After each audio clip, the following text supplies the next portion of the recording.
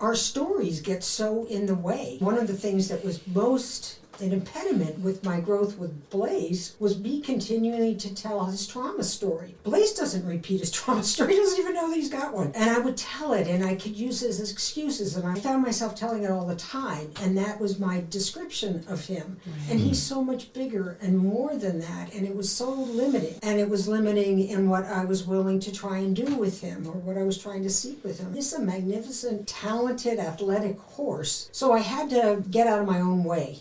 And let go of the story. But I think we do that as parents too. I've done workshops with parents. What is your story? And I've used my narrative with Blaze to help them understand how much of a burden that can be for the children and how many barriers that can put up. And even though you've got to go out and advocate like crazy with a kid with a challenge, and you've got to be there for them, and it's imperative they can't do that for themselves initially, stepping back from that and allowing that is one of the most difficult and challenging and greatest gifts a parent can give their child or our horses.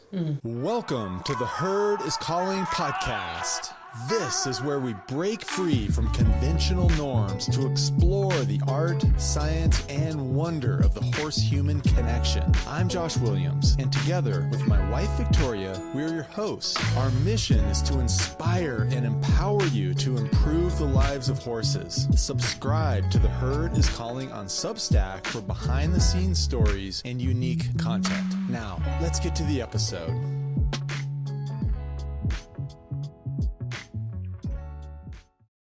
Welcome to the Herd is Calling podcast. Today we have a very special guest. We have Barb Cass here in the studio with us.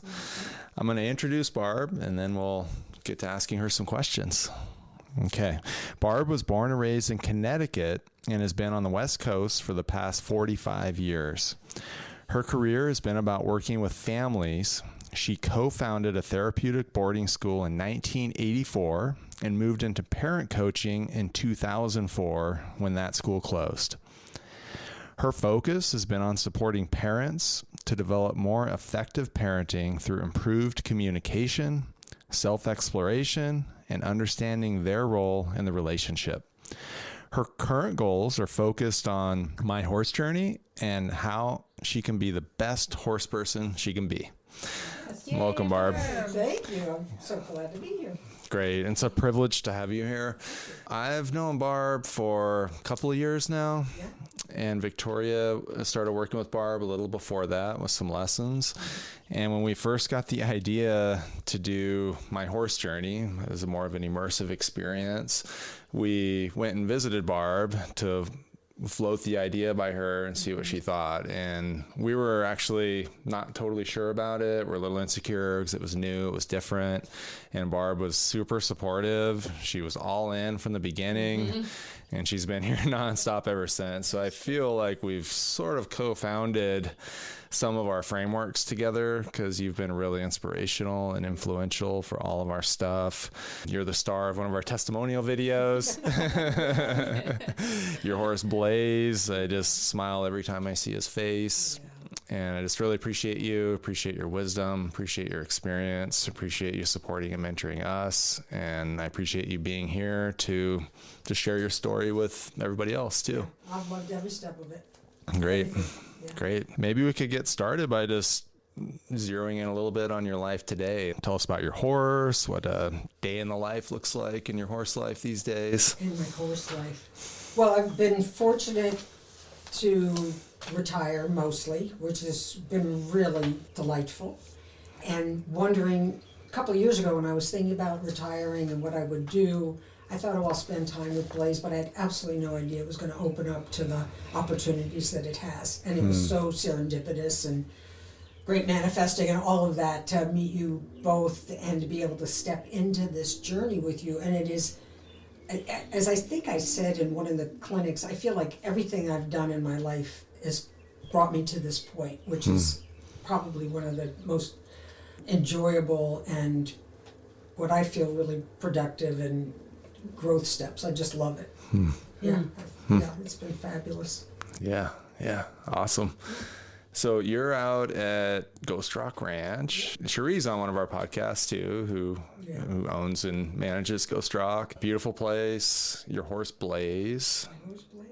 wonder if should we talk about Blaze a little bit? Yeah, tell us about Blaze. Oh, Blaze is, I have to be careful so I don't say he's my number one favorite son, because my son Colin gets a little bit burned by that. Blaze is phenomenal. He has been a treasure. He's a gift. He came into my life about 10 years ago when I was volunteering at Equine Outreach. He came in, and for whatever reason, with all the horses I'd been handling, I really wasn't working or training them or anything, but just dealing with, he just spoke to me, and it was love at first sight. And we have spent all of those 10 years developing our relationship and getting him to a point where he is today, which is, I think, spectacular given where we started. I mean, he was a rescue, came from an abusive situation, and he's just stepped into this whole process, and he loves it, and he's thriving. Yeah, he's my joy. Yeah, he's a beautiful horse. Yeah. Big personality. Yeah. I know it's not real pleasant to think about, but could you mind sharing just the situation that he was rescued from, just for perspective? Yeah, as far as I know, and again, you know, part of this is what I've heard and sort of developed, but he came from Prineville, and when they got a call from the people that had him, they literally said, if you're not here by 5 o'clock, we're going to shoot him.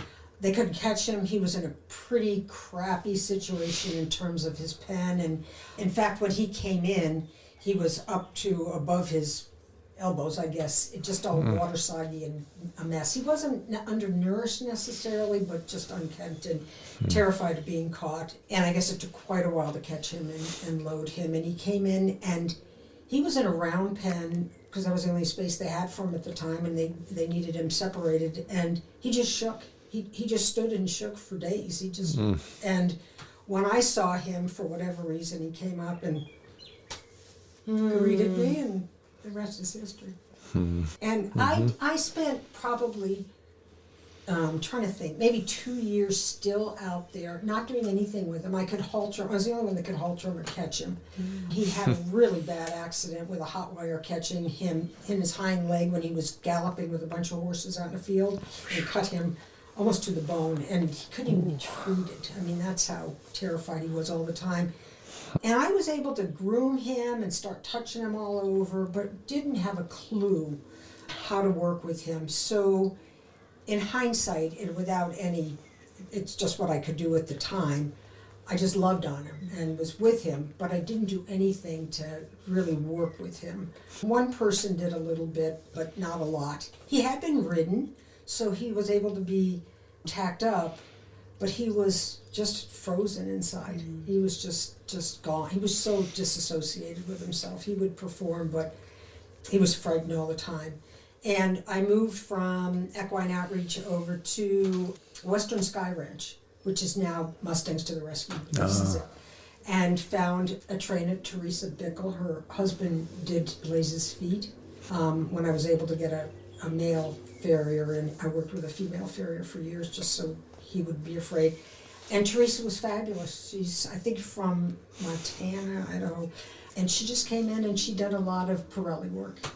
And she was like, you gotta step this up. You just keep traumatizing your horse with your own limitations and fears. And I thought, I know that to be true. I know that from my work with kids. So she did a lot of preliminary work, and I was told by another trainer who I really respect that we were doing great work, but I would never ride him, that he was too traumatized to be ridden, but this was great for him anyway, just to be handled.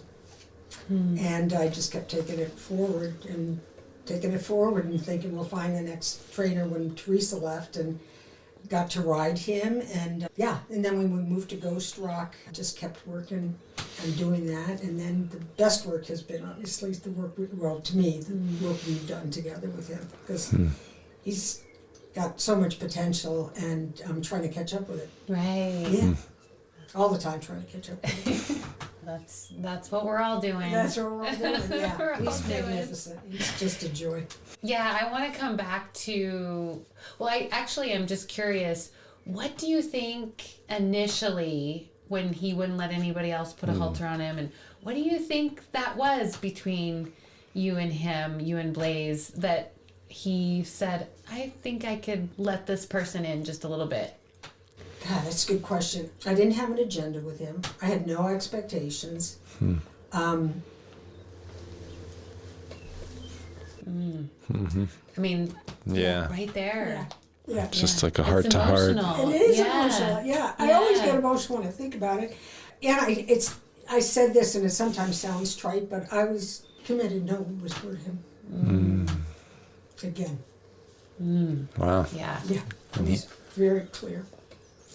And I think all of my work with kids and their deep wounds, and that's where I think those parallels, which I really never understood before, but the parallels between working with a horse, especially with deep wounds, it's kind of a no-brainer.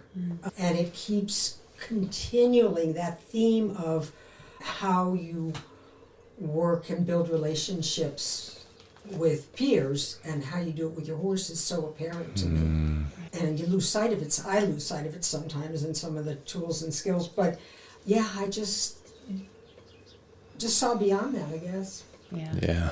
Well, what I hear too is just you had a very clear intention. Yeah.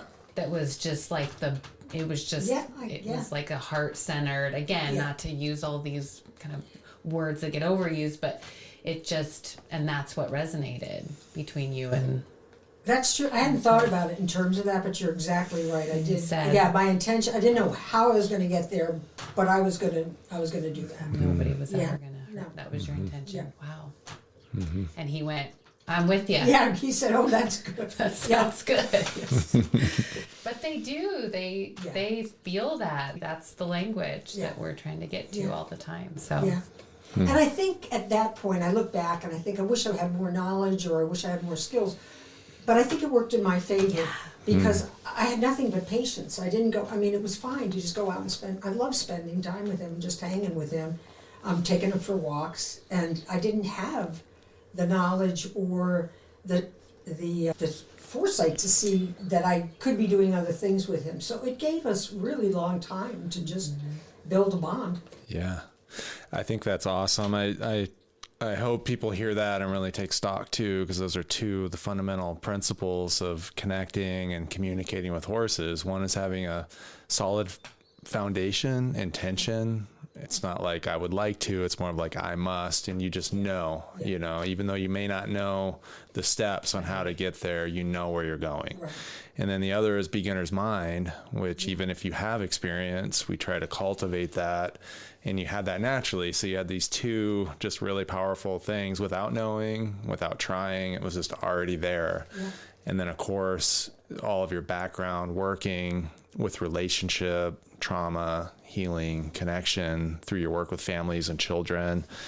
It's a consilient connection where everything lined up. So looking back, it's just like this perfect puzzle where everything actually was fitting together, but you were just in the moment experiencing it. It's really beautiful. Thank you. And in hindsight, and I've never framed it the way you just put it, which is lovely to hear.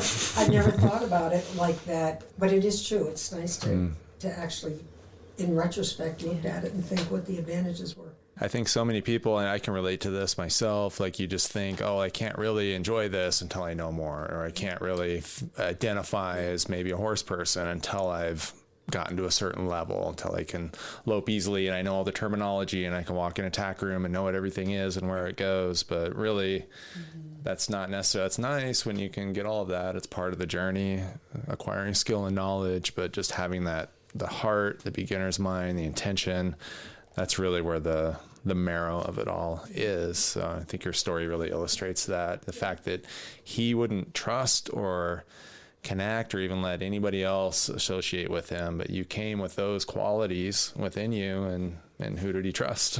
So, yeah, beautiful.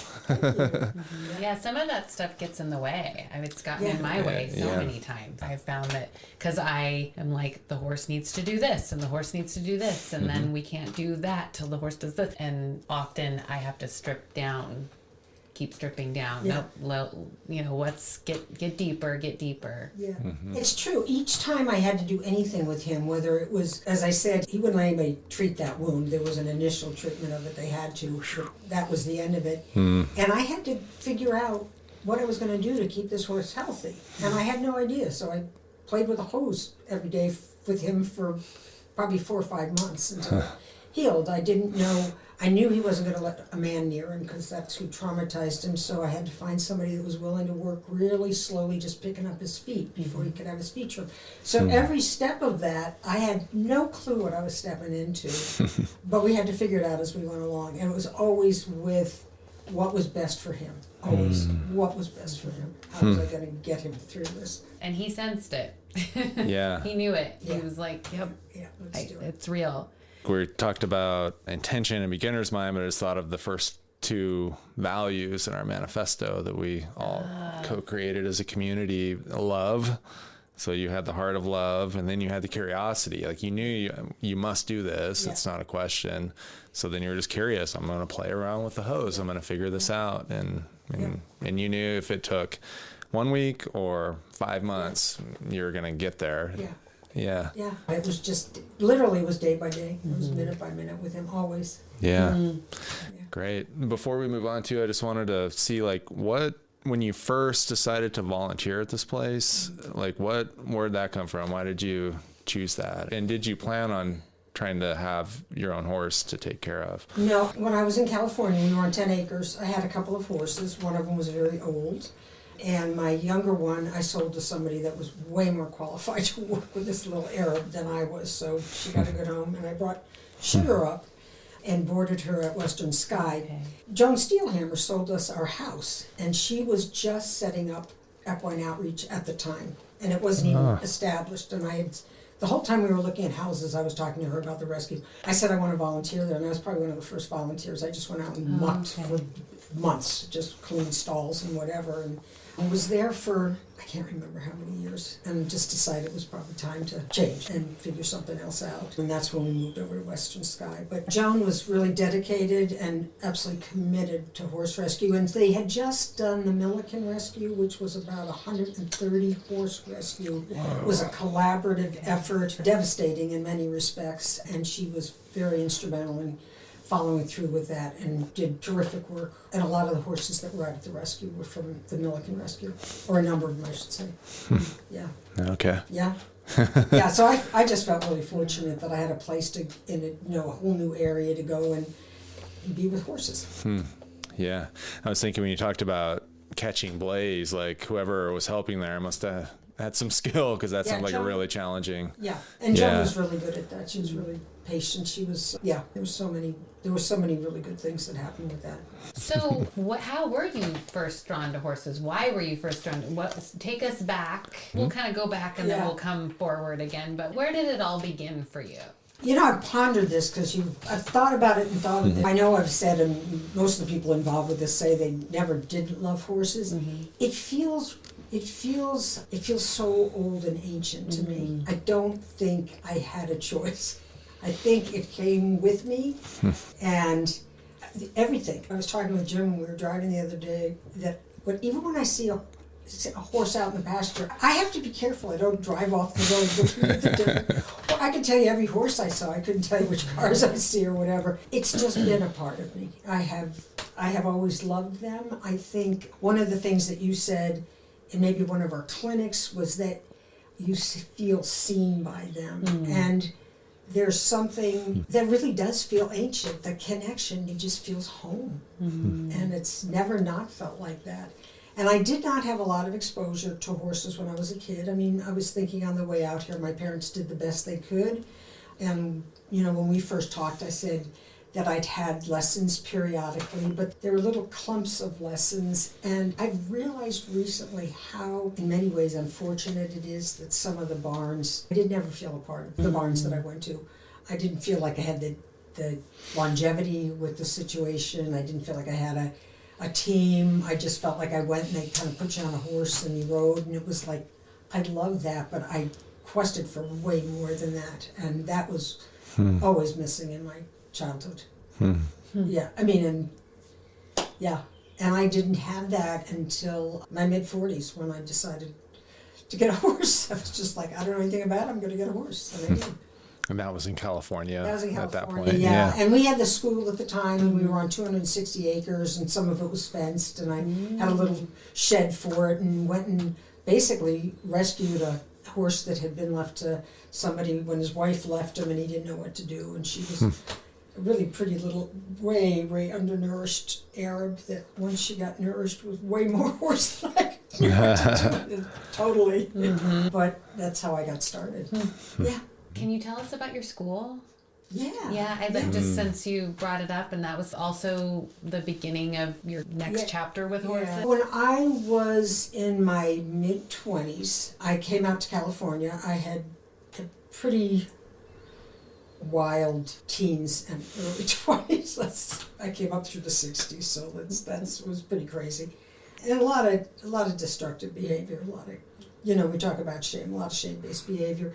And I started volunteering, maybe it was interning, I wasn't volunteering, I was interning at one of the only therapeutic programs for adolescents in the country. There was nothing available then. There were no wilderness programs, there were no specialized programs, there was nothing. There was one other school on the East Coast. This was on the West Coast. And I was at that school for 8 years. And it was fascinating. It was very cult-like.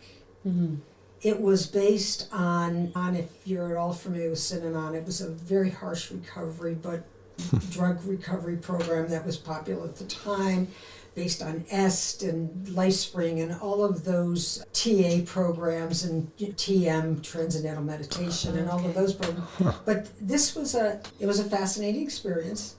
You went through it pretty much even as a staff, you went through it as a student. So workshops and groups constantly, and introspection, a lot of shame-based stuff. A lot of it was based on that, and it was kind of a concept of tear down the person to their nothing so you can build them up again. And that was sort of the premise at the time. And we, at one point, a group of us decided that we weren't crazy about how things were being run. So we left and I co-founded our school in Northern California in 1984. And it was beautiful. We were on 260 acres. It was stunning. It was a lovely, lovely program. Changed many things with it. I ran the counseling department, basically. Was head of the counseling, and we worked with adolescents. It was about a 2-year program, so we had kids for a couple of years. So it was all about creating relationships and bonding. And again, as we've talked about, there's a lot of things now in hindsight I would have done very, very differently. Some of the kids that we didn't serve very well because of some of their challenges. And we also did some fabulous work and created lifelong relationships with kids that are now in their 40s, 50s, So, and it was about healing the family and bringing these kids back to themselves and allowing them to fall in love with themselves again, and who the essence of them was, and what they'd lost, and how to get that back. So it was magnificent.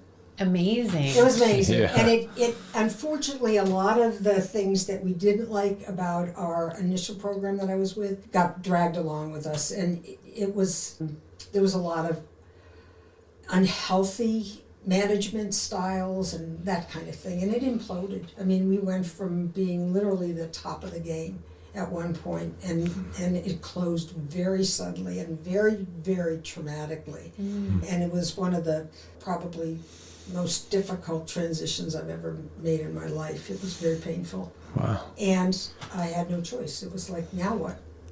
You've lost everything, and now what? And the now what was stepping into coaching and deciding I was going to try and figure out the next phase, and that's what I did. Yeah. How long was that school open? 20 years. 20 years, and you had 8 years before that of working with the other group. Yeah. And then you, wow. Yeah, and then when we moved up to Bend in 2005, I was working at a young adult program, college program in town that a friend of mine had started, and did some coaching for them, and then eventually just bought Parent Coach Professionals and took over for some folks that had brought me on board. And my business partner, Vicki, and I have had that for 11 years. So tell us about Parent-Coach Professional. Well, Parent-Coach Professionals, which is changing as we speak, Right. and the industry's changing, sadly. Our focus is with parents. Mostly we contract with parents whose students or kids have been put in program. So there's programs now all over the country that are brilliant. They work with different profiles of students, and they really have explored how to help them develop life skills, work with their challenges, figure out who they are, create a healthier, different relationship with their parents, because most of this has been pretty disruptive. We work with parents almost exclusively, try and look at what their strengths are.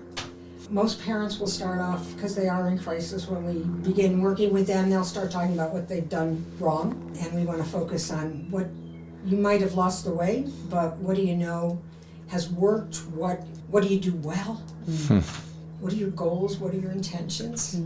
They often want to focus on their child's goals and intentions, so our work is to bring them back to themselves, and often look at what are some of their patterns. What are some of the things that they have done that they can change? Certainly communication is probably one of the biggest things we do. We talk about boundaries. We talk about, it's exactly the same thing, which is ironic because you're always talking to me about you have to have clearer boundaries with Blaze. I'm some parallels. Right. And meeting the parents where they are in the moment. And that's the hugest piece, because they come to us in crisis. They come to us in deep shame and guilt and embarrassment and every single level of everything that we've all experienced. And we listen. And we reflect back and we mirror. And we try not to advise. We try to allow individuals to find their own answers in a way that works for them most effectively, so that there's sustainability in what they're doing. I love it. Yeah. I love it. Because the parents that come to us, they want something different. They love their children deeply. They've tried everything, they've said, we've done this. They feel like they've got a litany of things that they have tried and they feel have failed at. So it's an opportunity for them to incrementally get some successes and build on them. Yeah. As a parent, that sounds really good. Sounds amazing. That sounds really nice. Yeah, because it's so fraught, parenting. It is. I think it's, much like we look back at the work we've done with the horses or anything we've done, it's so easy to identify and own and stick with the stuff that you've screwed up, but we don't often really recognize and give ourselves credit and celebrate our victories, which we're not taught to do, and culturally and everything. We're just not taught that that's something that you get to do for yourself. You don't get to pat yourself on the back. You're supposed to go in and confess, for God's sakes. It's like, what? Right. Come on. Let's identify the good stuff. Yeah. So, it's really fun. I love it. One thing that you've helped me out a lot with is being more confident with not needing to help people. And I'm talking about horsemanship and riding instruction and horsemanship instruction and horse training. You've helped me with, it actually works better, and you don't have to give everybody the answers. Right. That they are asking for. Like, it's better to facilitate their own process. Right. And that has been so powerful for me as a riding instructor and as facilitators of this program that we're doing, My Horse Journey, because it's more effective when folks figure out their own way that works for them. Right. You have these principles that you and this framework that you guide through. It's so fun. It's fun. It's challenging. It is challenging. Number one, there's lots of kudos for having the answers for everything all the time. Right. It's like, oh, aren't I clever? But what is really good is to be able to be in that place of curiosity and let them find that, so that it's got to have more longevity. Most people want you to give them the answers. I mean, certainly in our work. And I'm sure with you as well. But that's the interesting piece too. It's like you actually, sometimes I feel like I'm not doing what I'm supposed to be doing. I'm not doing my part of the deal when I'm not just do it this way, you know? Right. And oftentimes people will just say to me, could you just tell me? You know, they'll get annoyed with me. I'm just asking you, what would you do? And you just have to flip it back, and you keep flipping it back. And also, I use a lot of humor. You have to, because otherwise you'd crumble. It's a great thing to point out to people, which is what's going on with your discomfort right now. What would be different if I gave you the answer rather than you finding the answer? So that's all part of the exploration, and I watch you do that all the time. Yeah. No, that's so cool though. It is fun. It can be more uncomfortable. Yeah. But I do agree it's so much more sustainable. And horses, you know, it really is a relationship that you're trying to build. So for an instructor or the quote unquote professional or expert to come in and say, do this way, it doesn't always translate the same. So you really, people, I think, do better when they come at it with their unique gifts and talents and perspectives. Right. But that does take some mining. Well, and you might plant the seed. I mean, you know this. I was talking to Josh before you came in. There was something Chrissy said the other day that we've talked about endlessly, and I finally practiced it at the barn the other day. I mean, I go out probably 5 days a week, and I thought, don't talk, do it halftime, move your horse away from where he's always ootsy, and I had a very different day with him. How many times have we talked about that? So you plant seeds. And they show up when they can, when you're ready for them. And that, I think, you're a placeholder for that. And that's a big responsibility. As an instructor, teacher, whomever, parent. Right.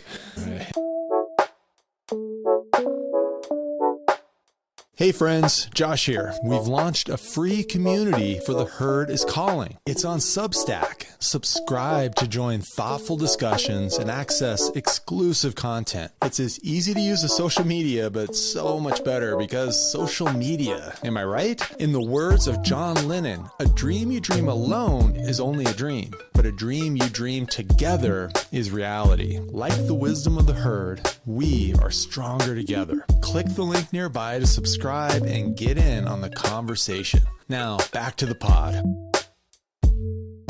I want to get back to the parallels between parent coaching and horses, because there's so many interesting parallels, and I'm really excited to connect those dots with you. Sure.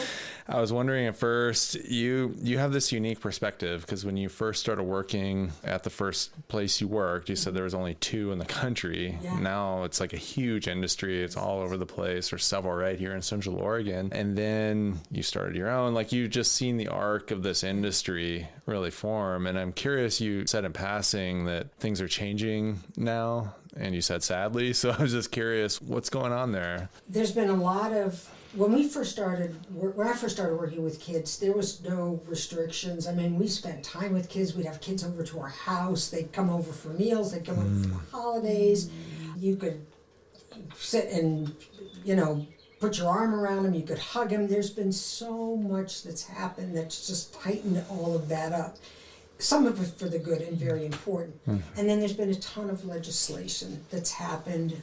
People get panicked when they hear stories. When you've got an industry as big as ours, there's going to be problems. There's going to be mismanagement. There's going to be deaths. There's going to be all kinds of stuff that happen. And so rather than, I think, really exploring that, they've just keep tightening it and making it more restrictive. And it's an expensive industry. You cannot, the schools that I'm talking about are really expensive. It's like putting your kid through a college education. And so many people can't do that. So now what is happening is a lot of programs are going to being more insurance driven and short term. So what were longer term programs, like there's no 2 or 3 year programs. I mean, if we needed a kid for 3 years and the parents were willing to do it, we had them. Wow. Now it's like 3 months. I mean, it'd be like taking a horse in for 3 months and doing, quick training and thinking it's going to be sustainable. So that what saddens me about it is I think it's not spectacular for the child, and I don't think families can move and shift and change and figure out things that quickly. Not with so much trauma in their past. So it's not happening everywhere, but we're watching a trend. Okay. And I think also COVID, impacted that as well. So there's a lot of things that are happening. So at this point in my life, I'm really not doing much more of the program coaching. I'm doing mostly private coaching, and it's a good time for me to step back from that, having seen the whole trajectory. Interesting. So if I'm hearing you correctly, there's a combination of legislative and regulatory tightening, and then on top of that, the length of time you're able to work with people has gone from multi-year to like a few months, if that. In some programs. I mean, it's becoming more attractive. What's happened is it could be a money-making business, so you've got corporations coming in. I was just going to say, it sounds to me like the slippery slope of the corporatization of healing, and and it's never, that's never going to be a good thing. Not in my book. Right. No, I've watched, and in fact, that's part of what destroyed this school that we had. I mean, there was so many factors involved. But part of that, people seeing the opportunity to sell a program, and they sell it to big business, and they say you're going to remain autonomous, but you can't. They want heads on beds, as they say. Oh, wow. Right. Yes. Okay. And there are brilliant programs out there Sure. that I completely love and respect, and they're hanging on and really trying to do the best that they can with it. But it's a challenge these days. There's a lot of things working against them. Yeah. Wow. Is that part of why your new business, Parent Coach Professionals, is that why you're focused more on parents, or was that always the case? No, it was always the case. Okay. And when I first started doing this work, I mean, back in the late 70s, parents were completely eliminated from the process. They were considered the bad guys. I mean, they really were villainized. And it was partially because of the group I was working with and the work we did. It was like, we're missing a huge part of our team. This is ridiculous. So that's where we created parent workshops, parent seminars. I would go to different parent groups around the country to help them sustain what they were learning, and we embrace that. And I will say, I really feel clear that we have put parent coaching on the map. I mean, it was unheard of. They were like, what are you talking about? So we have really established that. So most programs now either want to do their own parent coaching internally or they hire out to do it. But everybody, even therapists now, are really embracing the whole concept. So there's a lot of wonderful movement with that and a lot of growth around that, which is fabulous. So you saw that need quite a while back and filled that void. Yeah. Oh, that's powerful. I can only think of, I mean, not to just quantify value, but you've probably helped thousands of kids and or families, which would be many thousands of people then. Yeah, truly. It is. I mean, that's true. That's powerful. It's kind of interesting just to tie it back to horses and the consiliency. That's similar was our motivation with my horse journey, was after for years working more goal centric, even in the trainer industry where people drop a horse off, say, I want to compete in cutting this year. I want to do the show circuit and get my horse ready for me. And then, you come back, a few lessons and they go off. Yeah. So the idea was more to put the focus on the people, our inner journey, so to speak. The horsemanship begins within, to think about what's going on within yourself and how that is affecting your relationship. So I'm seeing a parallel there. It's huge. I mean, it's hours of conversation about it, because we're talking about what are the most intimate relationships you can have between you and your horse. And I mean, if you can't journey inside, you'd buy a bicycle. True, 100%. That's like my, I totally, thank you for saying. Oh no, I don't get it. The buying and selling and it hurts my heart. Just thinking about the visionary space that you must have been in to see through sort of the villainization of the parents and the sort of the shaming the parents, and it's the parents, and realizing that no, actually the parents are part of the team, you said. And I think about that. To me, that's amazing because it means that you were really listening to the kids, because kids want their parents to be involved. Kids want their parents to be part of the team. The parents, like, that's who they want to figure this stuff out. And I feel like that's what the horse is. It's like they just want their person to see them, and they want to know that their person notices that the horse is seeing their person. And it's so true. Yeah. And when you're in it and you're developing this, I mean, it would sound terrific, and I would sound really bright if I thought, boy, I really had this long-term vision. You're in it, and so you're creating it as you go along, or all of a sudden things start fitting together. So it really is, when you're immersed in it, I look back and I think, oh yeah, that was really good. But at the time, it's like, oh, we've got to do something different here. Okay. How can we be working so deeply with these kids and then send them back to a situation which hasn't transitioned or done anything different at all? And the kids, when we were working with them, so much of their grief and loss was the loss of that connection with their parents. Yes. So what are we doing? Right. You know, if we don't bring that full circle and we don't bring the parents back in, what are we doing? You know, it's for naught. So the kids always loved nothing better than knowing their parents were coming to do the work. Right. They were like, I'm not alone. I'm not the black sheep. I'm not the bad kid. Because we always said you're enrolling your whole family in this. Everybody's got to do their work. Because we're not just going to fix. I got so many light bulbs going off. Many. Yeah. The first one is just, like you said, having clients bring horses into training and leave them for, even for long periods, months and months and months. And then the horse would go home after they'd been in training and in a very specific program for a long time, had a knowing that was centered around that experience. And then they'd go to their new house or their new home with their people, and sure enough, a few weeks later you get a call like, this isn't working. Or like, and then they trainer shop. Exactly. It must be the trainer. Yeah, let's find. It must be. Well, it's the trainer. It's the horse. It's that. It's always outside. And I suppose sometimes that might be the case, but not most of the time. Sure. I don't think so. I think very little of the time. Yeah, very little of the time. Yeah. It seems like so much of what you're speaking about. It's a great teaching example talking about kids, because kids are naturally innocent. It's not like they are naturally bad, right? They may do things that are not good for themselves or for others, but that's usually based on trauma. Yeah. And that probably didn't originate within them. Like, they were born into this world unburdened. So where did that come from? And then it's this long thread. I mean, it may be multi-generational. It certainly involves the parents and the family.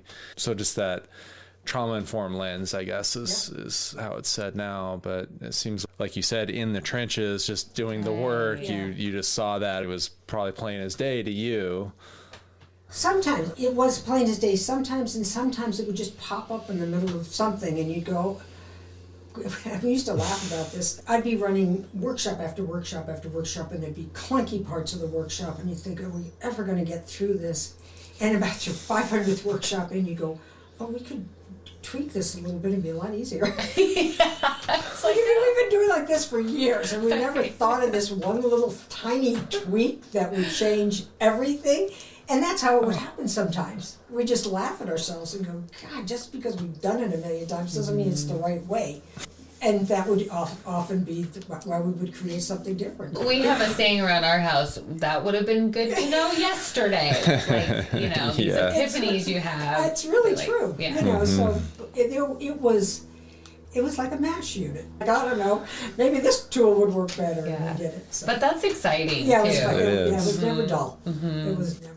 I think that speaks to the value of what you do, too. It would take me, just to use your example, it would take me 500 workshops to figure that out, but you could tell somebody out the gate. So that's one of the powers of mentorship and learning. Is like you can take decades and turn it into days through all of this. So you have a lifetime of of experience and knowledge to pull from. But that's where horses and kids, they really are such great parallels, just from that authenticity, the clean slate, just the willingness, the grace. The willingness, the grace, willingness to look at some. Because when you said how excited they were like they want that connection. They want to have the parents involved. And we feel that with the horses, like they instantly perk up. They want to connect. You don't ride deer or elk. It's like they're prey animals, similarly built. Victoria's grandpa said horses don't have to let us ride them. Yeah. So there's a part of them that seeks and enjoys connection and relationship. It's discovering that and then uncovering what it takes to get there. And those are the universal principles that apply to horsemanship or parent coaching equally, I think. It's like an ocean. Once you're in it, you're just swimming in it, and it's never ending. You just immerse yourself in that. You can just, it's just, it never stops. It just grows and grows. So with parent coaching, I'll put you on the spot. You can put it on your coaching hat. Josh is like, are there? All right, let me get some questions in let's get this about parenting. Well, we're here. Yes. I could have used you. I still could, obviously, but really, like a few years ago. I wish I knew this was a thing. I didn't know there were parent coaches. No, there's the joke they don't come with a manual, but there are coaches. That's an amazing thing because the whole world would be better, right? If family units were brought together, just because it helps interrupt that trauma cycle. I'm curious, just trying to make all these connections with horsemanship. What are maybe, let's just say 3, and if you think of more or less, that's fine, but 3 of the primary principles of relationship, connection, healing, whatever it might be that you think of when working with parents? Yeah, it's funny. If I tell anybody what I do, if I'm on a plane and somebody says, "Oh, what do you do?" I tell them I'm a proctologist because the questions don't follow. I really don't, but I think about it.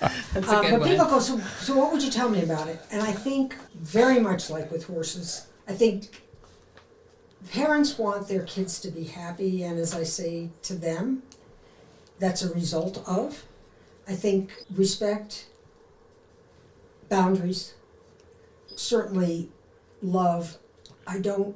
I think unconditional love is something that one can conceptualize and think about. It's not very practical.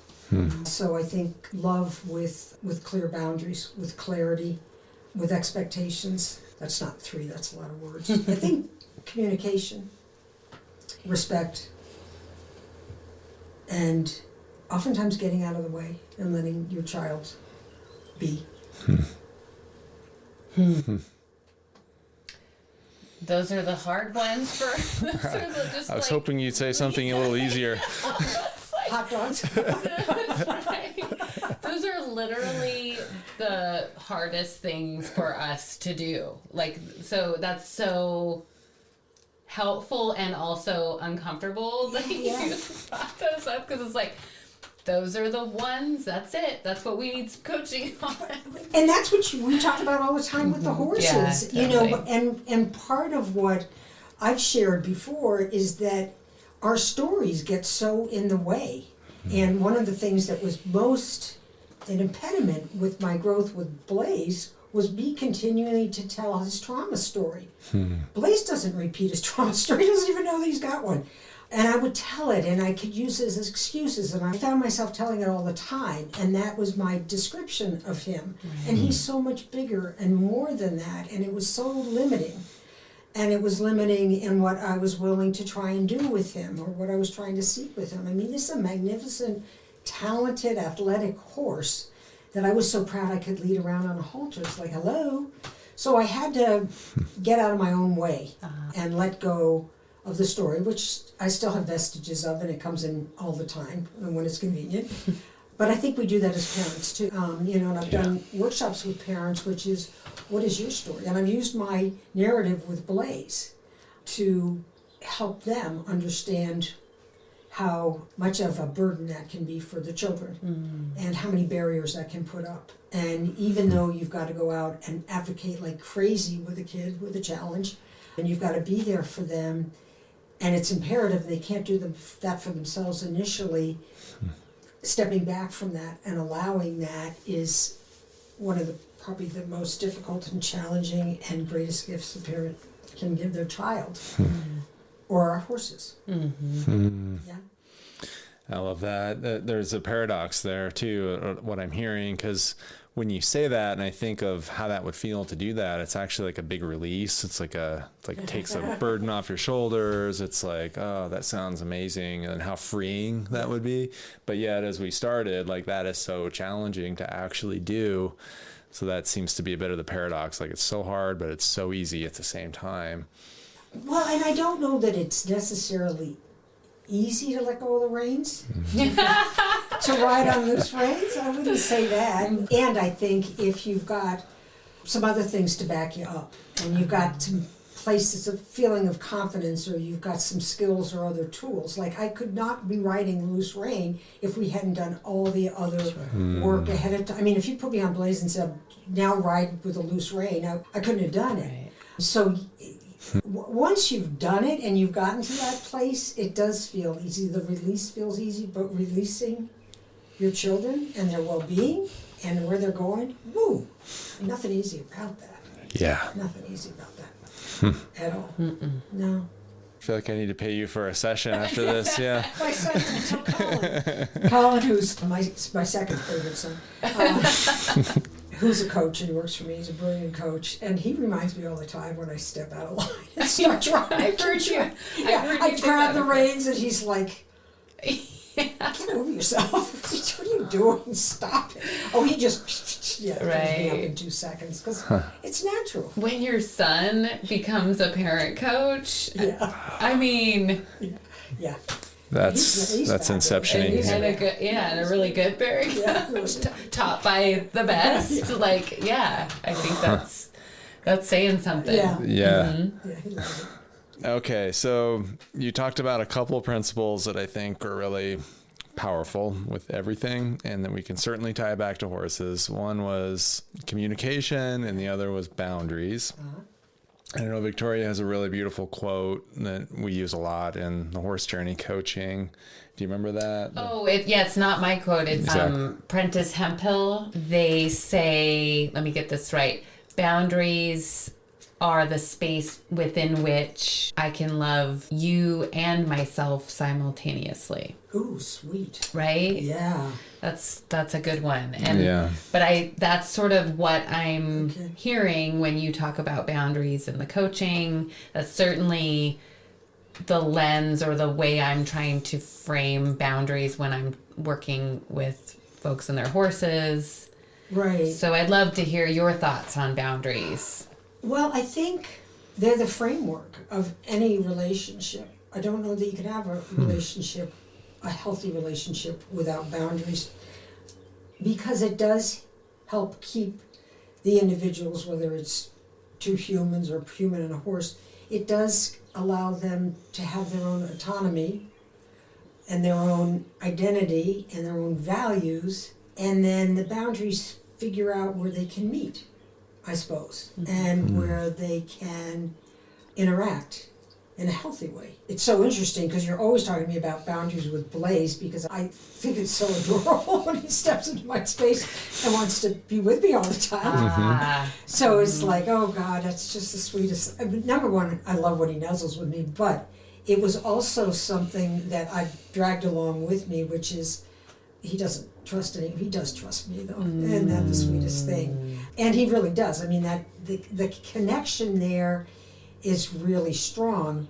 But I think where we want to develop that more, and it's the same with kids, is with an attunement. So it's not just about me and what I'm doing. It's really having to see Blaze or your child, what their needs are, and respecting them, and not have it try and fit my expectations or what I want or what I need. I think the biggest thing that we do for our animals, our horses, or our kids is we feel like we're doing them a favor when we do things for them, when we make it easier for them, when we think like we're creating a smoother path for them.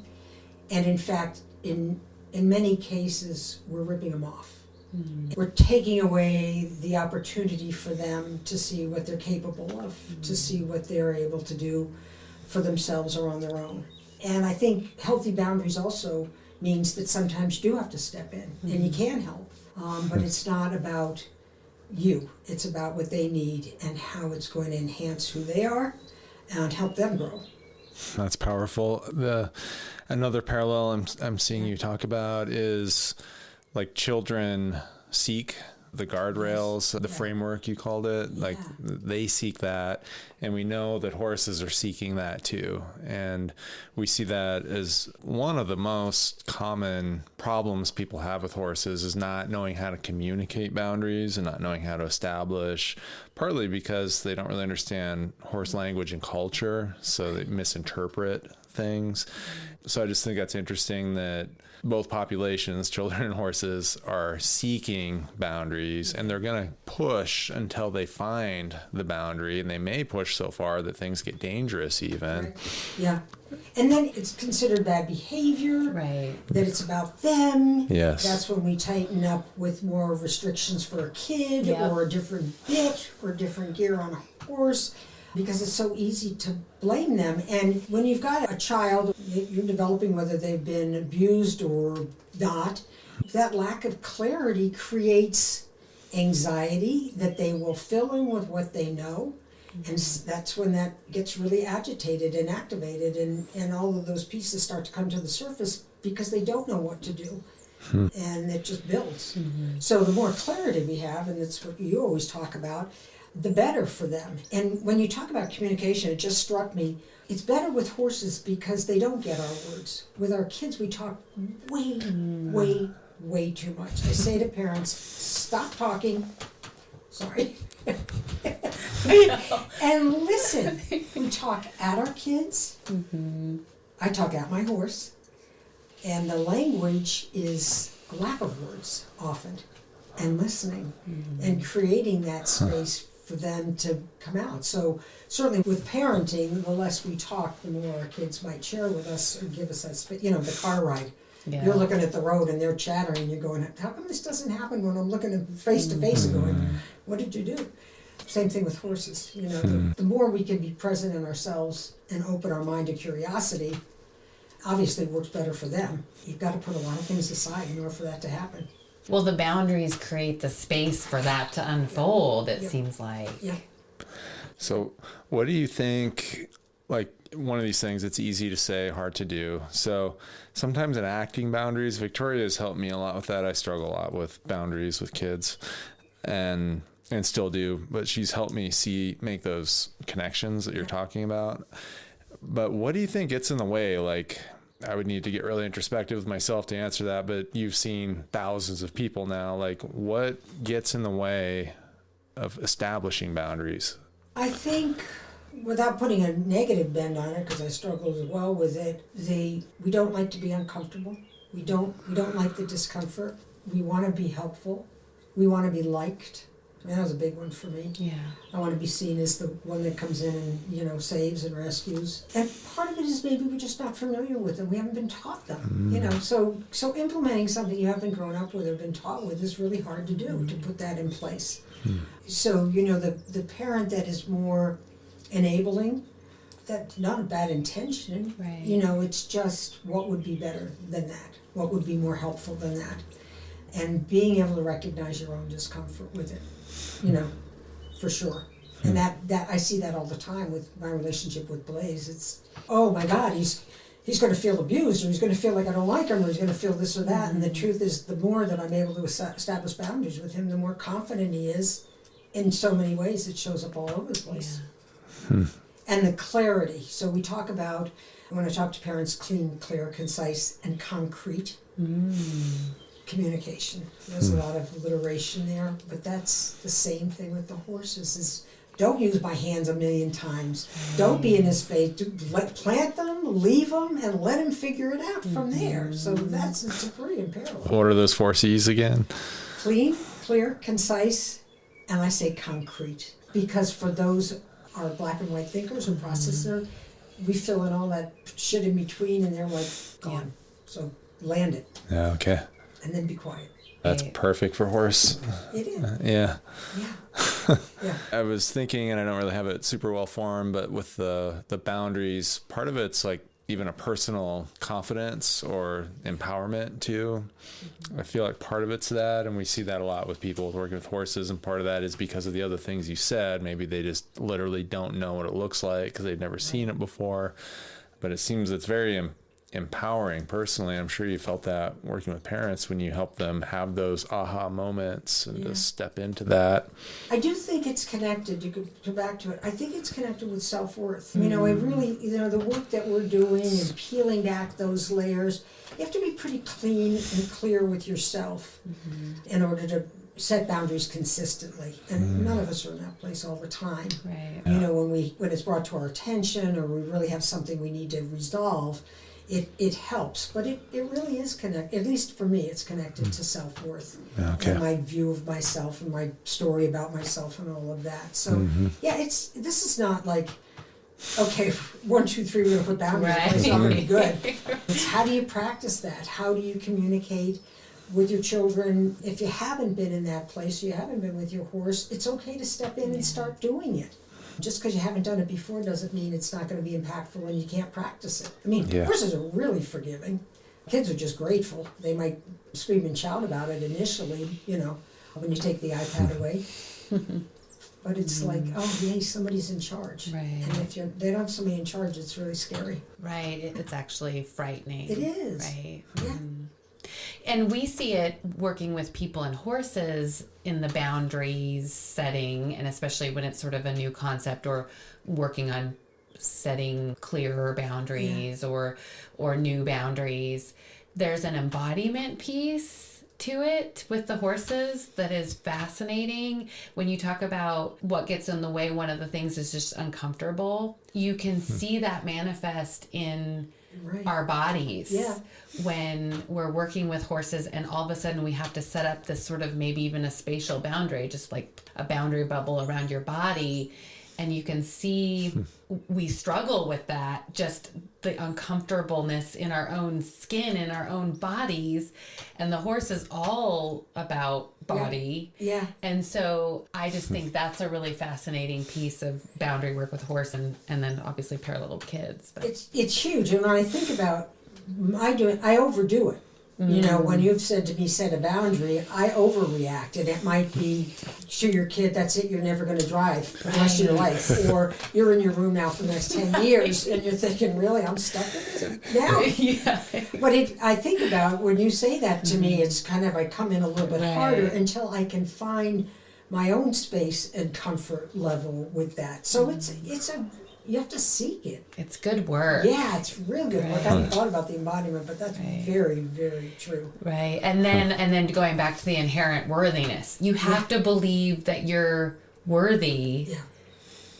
Just as you are, just inherent self-worth in order to be able to set like an authentic boundary, a boundary that comes from a place that's grounded in like what you really need, what the other person really needs. It's just, boy, this stuff just gets... It's so deep. And it can't just be hard work. It can't be just hard, because hard would be like, oh, wait a minute, he looks so sad, or he's really miserable, he's crying, or he's upset with me. It can't be that. It's got to be really a whole bigger, I suppose, combination of things that you're really looking at is where need really supersedes want in that case.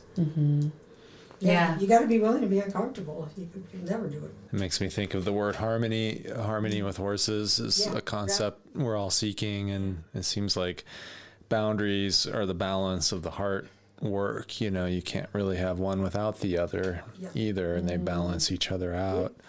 I love that. That's exactly right. Yeah, that's kind of your gatekeeper of keeping it honest, I suppose. And I think what you said too is really, really helpful and hopefully freeing for people, that you can start now. You can start anytime. In fact, you haven't done it before doesn't mean you're screwed. Absolutely not. Like, you can start right away. And horses are so forgiving, so willing. Every day's fresh. I might make a mistake yesterday, come back today, as our friend Ty said, ask for forgiveness or maybe a process around that. But start fresh. Just start now. And you don't have to get it perfect the first try. No, and I think that's so true, and I think you have to try it on. Right. You have to try it on and see what works for you. I mean, I might watch somebody who's got great boundaries, but that's not my style, right? It's not comfortable for me. I might have to step into it really slowly. But it's forgiving yourself and giving yourself permission to try something new. Right. And that goes back to everybody's got their own process. And so, watching the YouTube videos or taking the lesson or having the trainer do the horse, that's probably not going to be sustainable because that's not necessarily your process.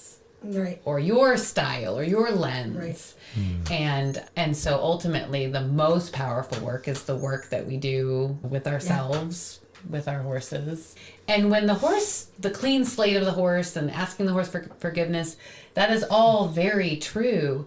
But it doesn't mean that we might not have to work through some of the stuff that's happened because of our lack of boundaries. And I think that's where folks get tripped up. I know I've been tripped up with that before. It's like, well, I'm starting fresh and I'm doing it right this time, and the horse is still like kind of doing the same things. Well, such a good point. Getting back to the parallel with parenting and horses, it's got to be consistent. It's got to be consistent. So we can't go out one day and go, I'm setting a boundary, and I'm just check that off. I got that one down. It's got to be consistent because they won't believe it. I mean, think about kids setting a boundary. You've got to be consistent with it. It's got to be sort of a quiet consistency. And then we talk about trust. Right. And developing that trust, that mutual trust, it's only going to come through consistency. You can't change it up every day. Right. And sticking with it. And it doesn't have to be harsh. Parents are like, well, I've never done that before, and I'm afraid to say that to my child.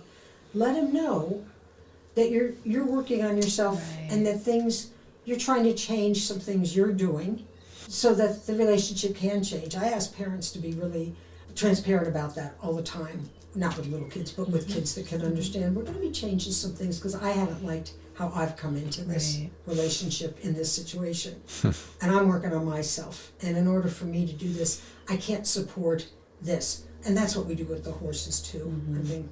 I don't say to Blaze, I'm changing this, but I don't have to come in heavy-handed because all of a sudden I'm going to be boundary conscious. Right. I could see where even just writing that, saying it to yourself, journaling it is helpful, because that is an interesting thing with the communication aspect. Is you talked about talking too much with kids, and that's a thing. I find myself doing that constantly. And of course, that's a thing with horses, and it is helpful with horses because they literally don't speak human words, but there's so much communicated non-verbally. And of course, there's all this research now, especially with texting and emailing, where even amongst humans, like we're here in a room together talking, even on Zoom, you get to see each other versus a text, where like 80% of it is lost through just texting. And I think that's really interesting. But the language part, we do need to use language too. So that's another one of the paradoxes of this thing. Like we come to realizations and we learn things through language. So I just wonder if what you're saying there, like that, you don't literally say it to your horse necessarily, but you would say it to yourself, and you maybe write it down, maybe say it out loud. That might even be a helpful exercise, because like our work with the book club and looking at Brene Brown's stuff, she's really helpful with like putting names to emotions and feelings, because like most of us can only name maybe 3 or 4 emotions. Most people can only name a handful, whereas there's really a list of dozens and dozens. There's so many nuances and scales and variations and all of that. So it creates a clarity when you have the language, and then that clarity can maybe resonate in your body, and then there you are with the horse, and you're more clear. When we talk about it, language is important. It's the filler that gets in our way. And I think about so with listening to Chris the other night and having her staff do silent, bring the horse in. I brought Blaze in yesterday. I said hello to somebody that was there just because I didn't want to be rude. I took him to a new place in the barn to groom him. I didn't talk to him. I just was with him. He was so calm and lovely. He did a little bit of liberty work, and it was very different because it's not that I'm talking at him all the time, but it takes my brain away from being calm. I'm just chattering words. And so I think it's that intentionality which is so important. Right. Yeah. I think about I think of all of that chatter that's in our heads that we're thinking about when we're just sort of grooming, or even when we're riding or just warming up or whatever. as white noise It is. to the horse. Like I just feel it, or not It's even. not even, yeah. It's like that fuzz on the TV when we used to have TVs that had Static. channels. It's Static. static. That's static. I don't even know what the word is because there's no such thing Static, yeah, anymore yeah. on, because we just have digital, or I don't even know what we have, internet TVs, but. Well done, good catch. Right, thank you. but the point is, it's like static. It it's is. just like, it's kind of disconcerting and a little weird, and clearly no real communication is happening at that moment. So yeah, I think that's it. I was gonna say, we just have a few more questions left, Okay. but before we do those, are there any projects or things that you've got going on that you're involved in, organizations that you would want to talk about, or No. nothing like You that? guys, just you guys. Yeah. You're my focus and my project. And I'm just trying to keep it really simple these Perfect. days. Okay, so here's one that's kind of fun. What are the top 3 things that you would say are the most meaningful things that horses teach people? Oh, wow. Compassion. I think nobility. Ooh. Yeah. Humble. Humbleness. Connection doesn't sound big enough to me. And attunement is because I've got it so in my head. But I think that, that whatever, that bridge, that connection, that heart connection to another being. I don't know if they teach us that, but that's what comes with it to me.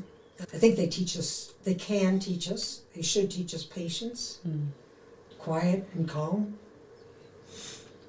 to listen, be curious. It's a lot, way more than 3. That's okay. Yeah, because I think all those things are really important, and Yeah. they do indeed teach us those things. Yeah, the nobility and humility, I thought, that's not really something that's just such a neat combination. It is, isn't it? Yeah. Yeah. There's a connectedness. I know what you mean. The word connection is so, just doesn't sum it up. Yeah. And then you talked in the beginning about this old, the sense of like this ancient connection. Yeah. And that's, to me, it's like a connectedness to everything. Yeah. Yeah. Yeah. And I don't know, for me, I don't know where else I get that. I mean, I can look at it certainly when I'm out in nature. As I said, if you're, sitting in an ancient ruin someplace, and it's like, wow. I mean, you could just feel your connection to the earth and the universe through that. I mean, where else you certainly don't get it on the subway. You're not getting it when you're TikToking or whatever the hell they do. Here's one. When it comes to horses, what do you feel gratitude for? Everything. Everything. I think the wholeness of myself that I experience with them. As I said, it's like truly home. We've been reading a book by Dan Siegel called, is it Intra-Connected? Intra-Connected, yeah. He was influenced a lot by science, but also Buddhism. And the first noble truth of Buddhism is that we're all one, and the source of suffering is losing that sense of connection. And in the intra-connected part, I just hear you saying that on both your qualities of horses and what you're grateful for. One word to describe the kind of horse person you aspire to be. Always seeking and learning. Yes. Yeah. Yes. Yeah. All of that. Yeah. Yes. Yeah. This has been amazing. Oh, good. Yeah. Yes. Yeah. Thank you. Oh, you're welcome. Thank you for showing up, and Oh, you're welcome. Oh my God. I hope it's okay. this has been an amazing conversation. I've loved every second. Oh, good. of Oh, I'm it. glad. And we could always talk about it over wine. Yeah. But yeah, good. I hope so. Wine? That's what these conversations we're hoping are this podcast. Like, we've had some amazing conversations with the people that we've had on the podcast, and there's been a few times we're like, oh, I wish we were recording that so other people could hear it. Yeah. And so this felt like something that we could have done over dinner, over wine, but also it's kind of cool to like share it, and maybe other people will be thinking, yes, Good. that's what I thought, and that's how Yeah. I feel. Yeah. Well, it is when I listen to different things. Yeah. It's helpful. It's really helpful. I love listening to that Yes. podcast. Yeah. So thank you, Barb You're Cass. welcome. You're welcome. Thank you. This has been wonderful. Good. Yeah, Have thank you, fun. Barb. Yeah. You're welcome. Yeah, we're all on this journey together, so I think it's very helpful to share, and you have so much to share. I just want to acknowledge that too, that I just see you and I think of, it's almost like the room is just full of the thousands. I just want to honor and acknowledge you for that. I think that's why I felt such immediately meeting you guys. I felt such an affinity for you, because I think it's all of us that are healing and doing this in our own way, and to be able to come together with that is just the most magnificent gift to me. I'm not kidding. Yeah. Oh, thank It's you. a community that we're It in. is. Yeah, It's everybody's got something, yeah. connected and Yeah. talking about connection. It's like, Yeah. that's why we're doing this, is so Yeah. that we can be in the company of people like you. I mean, it's like, this is what we need. This is the world we want to live in. It's phenomenal. It's phenomenal. It's phenomenal. It's beautiful. You should celebrate that in your art. Yeah. Thank you, Barb, for joining us. I know hopefully this is just first of many, and I know Yes. we're planning some workshops and lots of amazing things in the future, but thank you for sharing your wisdom and your knowledge with all of us and anybody who's listening, and I look forward to the next one.